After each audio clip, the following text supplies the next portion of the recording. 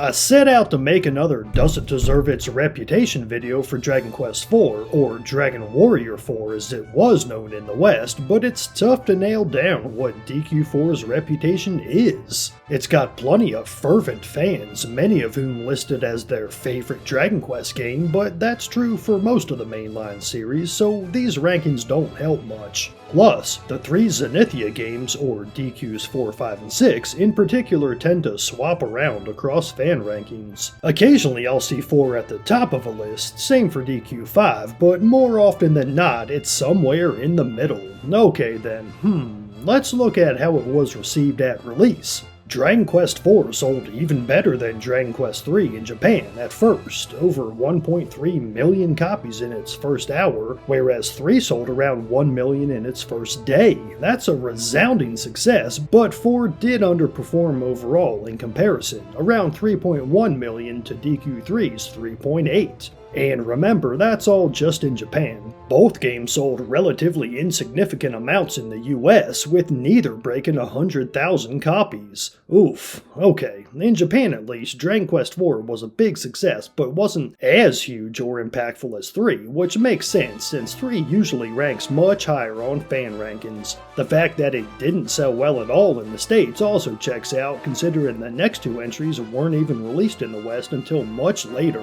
So, compared to the games surrounding it, 4 seems a middling entry among giants. As you move further away from the super hardcore fans who played every title and into the mainstream fan community, DQ4 tends to get ignored or forgotten or go unplayed sooner than the heaviest hitters like 8 or even 11. Hell, Dragon Quest III is one of the most popular and beloved JRPGs ever, and don't forget DQ5 close behind. To its fervent fans, that's a stone-cold SNES classic or even the best RPG. Which leaves 4 in a sort of limbo. Instead of analyzing a non-existent common consensus since I can't find one, I want to talk about what Dragon Quest IV's reputation should be, as well as my thoughts on the game. In short, I can see why it's often left out of discussions about the best Dragon Quests. DQ4 abandons its predecessor's party recruitment system, replacing it with named characters who've got set classes and backstories. The second game flirted with this a bit, but 4 goes all out, maybe to an excessive degree. See, you gotta play each character's backstory one after the other before the main party ever forms up and you reach the true meat of the game. While that meaty chapter is quite long, and we'll get to it, the intro chapter's length surprised me too. They range from maybe 2 to 5 hours, and there's 4 of them, each introducing you to one of the main characters and possible final party members in their own section of the world map. Most of these chapters play as mini RPGs, where you take on dungeons, often with other party members, and always on some quest that helps build the character's motivation to explore the world or save it. It's all in a standard medieval setting, and I got a little bored by the end of the first chapter where you follow a basic soldier/knight archetype, Ragnar. It's not bad, but nothing special. Fortunately, that's the shortest chapter. Things pick up from there. You next meet the feisty Alina, princess of a kingdom that bizarrely seems inspired by Tsarist Russia in translation only. Modern Dragon Quest loves to do this. I think it's fun, but wouldn't mind if they moved on to a more serious tone for a while.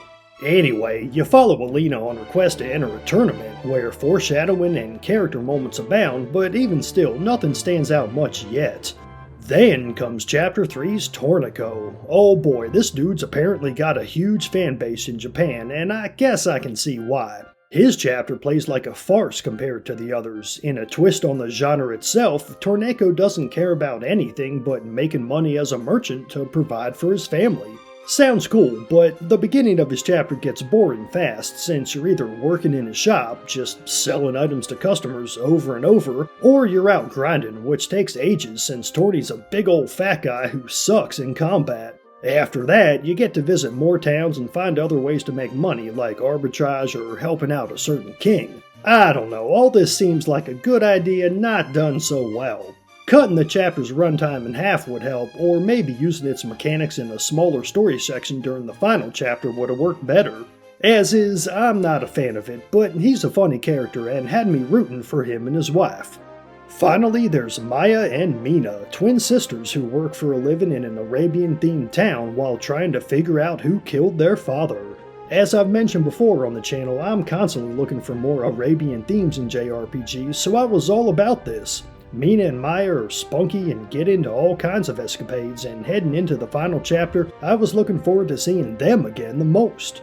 Before I go on, one thing I didn't mention might seem obvious, but just in case, you begin each of these intro chapters at level 1. Every time it's like starting a brand new Dragon Quest game without much money or equipment, and that gets old. You could be 15 hours in and only just starting on the last character at level 1 again. It feels like proper Dragon Quest too. You've got to grind to progress, buy new items and equipment, visit multiple towns and dungeons, all that jazz, except right when each chapter starts getting super fun, it ends, and you're back to level 1 with someone new. Some may love this, I don't. Building up multiple characters at a time while exploring their backgrounds is a good idea, like I said, but this basic bare-bones execution turned out boring. Thankfully, games have since pulled off similar concepts better, like Octopath Traveler or the Romancing Sagas, or even Live Alive, which used an identical system but added the simple choice of character play order and went with shorter chapters. So after all this grinding 4 times in a row from level 1 to 15-ish, the last chapter starts by letting you pick a party of the characters you just trained up, meet the hero from the box art, and take on the ultimate quest to save the world. Nah, I'm just kidding, of course that's not how it starts. That would make too much sense and be too fun. Chunsoft wanted to keep players guessing, and they really dragged the anticipation out. No, instead you start as the main hero and get even more backstory. I don't mean to sound too annoyed, this is all good stuff, introducing tragedy for the hero to contend with, but the way chapters are structured and their length throw this game's pacing all out of whack. The next section, finding and joining up with all the party members, is classic Dragon Quest, finally feeling like the adventure I'd been looking forward to. However, I stuck with mostly the same party the whole game and have the creeping feeling that all the time spent on these characters doesn't add much to the experience. I could go without doing all the intro chapters, instead getting their story content in shorter flashbacks, an approach used a ton today because it works. Only Mina and Maya had a truly interesting backstory that was somewhat unique for the time, so a game focused on those two, the hero, and maybe one other, like Ragnar, might have been better overall. Once again, I like the idea here, but not the execution. It ain't like it ruins the game though, since the last chapter, or 2 chapters if you're playing the remake like me, is longer than all previous chapters combined. There's plenty of classic Dragon Quest fun to be had in this 30 to 40 hour beast, which might be the series' strongest entry yet in that regard. Each character plays differently. In particular, each of the mages offers a unique set of spells that make them fit for certain roles. No party arrangement can cover all the spells you'd want to run, making your choice of who to train matter. You can also hot swap characters in and out during most encounters, even some bosses, adding a layer of strategy that pushes battles above even Dragon Quest III's in terms of pure gameplay. There's a ton of flexibility and variety. While yeah, there's no full-on party planning, and there are the usual physical attackers, mages, and healers, due to individual character distinctions, everyone feels like their own class. Instead of building on the formula established by the smash hit predecessor, Chunsoft once again decided to innovate, establishing a tradition of sorts. They would take each main game in a new but still familiar direction, keeping some of what works while not hesitating to try out big new ideas. In DQ4, they managed to combine a strong focus on story and character development with a pared-down version of the party system, in an era where many RPGs couldn't yet get the basics right. Like in previous games, 1 or 2 of your many status moves will work on bosses, something I'm a huge fan of, but it's not like you have to use them. Plenty of other strategies work, like all-out physical attacking with boosts while healing with items, or going heavy magic, status, and healing. Though I wouldn't call it hard, DQ4 rarely feels too easy, and I died at least several times, which puts it right behind DQ2 at the toughest of the series I've played so far, which is only 4 games, but you get it. And you know, the final boss has gotta be one of the first to have multiple forms as far as JRPGs go, maybe the first, but I wouldn't bet on that. Overall, the combat feels just as good as 3's, if not better due to all the options available, though it's slightly less exciting having to choose from an existing squad rather than customizing your own from hour 1. On the other hand, the game slaps you across the face with its charm and character. The mobile version of the remake features the party chat system, where at any time you can talk to your party members for flavor dialogue, ranging from humorous to touching, and usually revealing more of a character's personality. Many of these lines are funny or clever commentaries on the party's immediate situation, and there's a surprising amount of them. After doing practically any event in the game, like triggering a cutscene or talking to a new character, you'll get a whole new set of chats to read. I love this system. It's a great way to provide some of that almighty character development, and it's optional. I'd like to see more JRPGs try something like this. The closest I can think of is Tales' skits, otherwise you mostly get this stuff in cutscenes nowadays.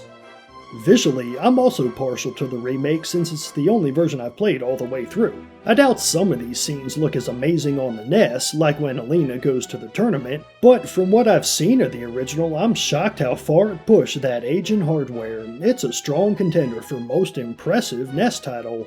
See, DQ4's world is huge and open, filling the screen with color and objects and secrets to find. There's none of that sparse feel of contemporaries like Mother. As for the mobile version, I'll say what I usually do. I don't mind the basic, cartoony way Squeenix did the sprites here and even kinda like it. Otherwise, I believe the visuals are pretty accurate to the DS remake, which it's based on, and they look great. The current most affordable version of DQ4 feels more like playing a SNES game today. That's a plus, since the gameplay itself remains mostly unchanged from the NES version. Some boss stat tweaks, new mini-medals and post-game content, and that's about it. I appreciate how the story takes you to unexpected locales beyond your standard medieval kingdom as well, which I won't spoil here. The plot itself may not be notable, but the grandness behind it all makes me feel right. It's easy to get lost for hours in Dragon Quest games, even on a tiny handheld, and DQ4's no exception. There's exactly the right amount of time between town sections, story scenes, and dungeons, and once I was out of the early chapters, I always wanted to keep going and get one more item, fight one more battle, or gain one more level. I used a guide here and there, but I didn't get frustrated about how to advance the story thanks to the streamlined plot. In fact, there's nothing notable beyond the game structure that I don't like. Certainly not the music. From the earworm town theme to the many cutscene tracks, it's my favorite in the series yet, which is saying something after Dragon Quest III. Even the song choices help push the genre forward. There's multiple battle themes, for example, and I don't just mean boss battles. Each chapter gets its own battle theme, unique to the main character or characters in the case of the twins. In the final chapter, you can hear these again when a character is alone in the party. That's damn cool, and most of them are fantastic, my favorite being Mina and Maya's Gypsy Dance, which you're hearing now. I wouldn't have imagined a NES RPG having multiple battle themes depending on the character or chapter, but Dragon Quest did it like that was the standard, and well, it's common now.